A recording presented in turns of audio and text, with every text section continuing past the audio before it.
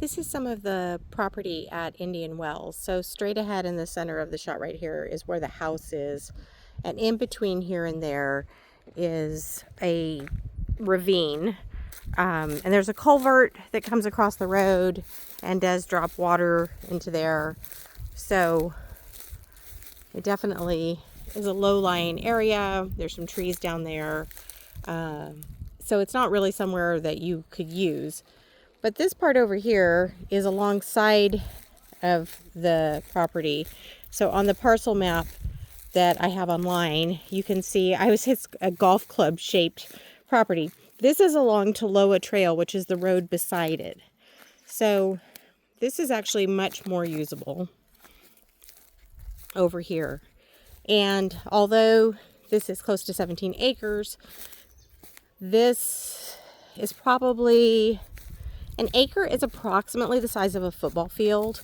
So this is gently sloped. It's not going to be flat, but I would say this is at least an acre and a half, if not 2 acres of usable area here on the property. And you can see some tracks right here where they use the utility vehicle to drive around here. And it slopes up to the neighboring driveway up here. And you can see the neighbor's house from over here. And that's that interesting, when we look at that, the property is rectangular in shape, but their driveway is an easement on this property. So, once again, still looking back towards the other house over here. And that ravine, it's a pretty good sized ravine between the two. But they do use the UTV over here. So as I walk further, it might be an acre over here. But anywhere that they have these trails for the UTV, which they would be willing to include if the offer was right. I already know that from them. They paid about $20,000 for it last year. So, but anywhere that they use that vehicle, you could also ride a horse, is how I like to look at it. So slope is so hard to videotape or photograph in any way. Just gonna walk down here some more. And then this is the back of the house and the property. So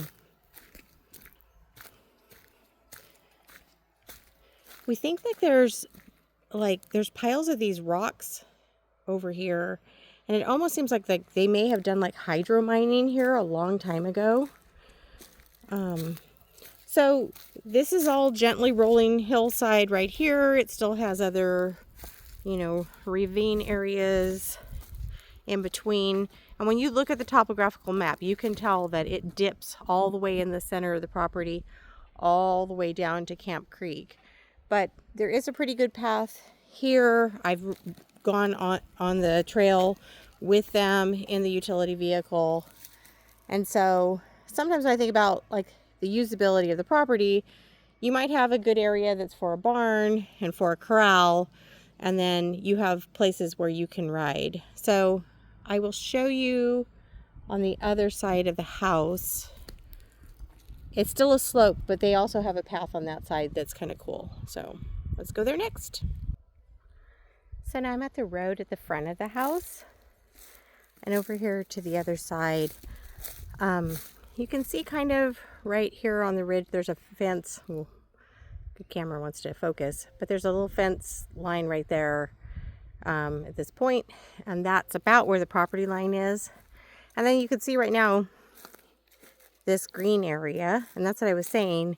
These paths here, although this is steep in general, this is kind of cut in, and it makes it so that you could ride up onto that ridge and over the top and around again. Then we go back to the house. So there's niches where you could put animals. There's a good place where you could put a barn, and then there's places where you could ride, but it's not going to have like, you know, 1 or 2 flat acres. Or sorry, it's got to have 1 acre that's pretty good, and then the rest of it's going to be, you know, here and there that you could place the things that you're looking for. So I don't know if that's enough for you guys. It may be, well, your dreams are having just a little bit more than that. So if we can, I'm going to try and send you a better topographical on this too, if I can. So there you go.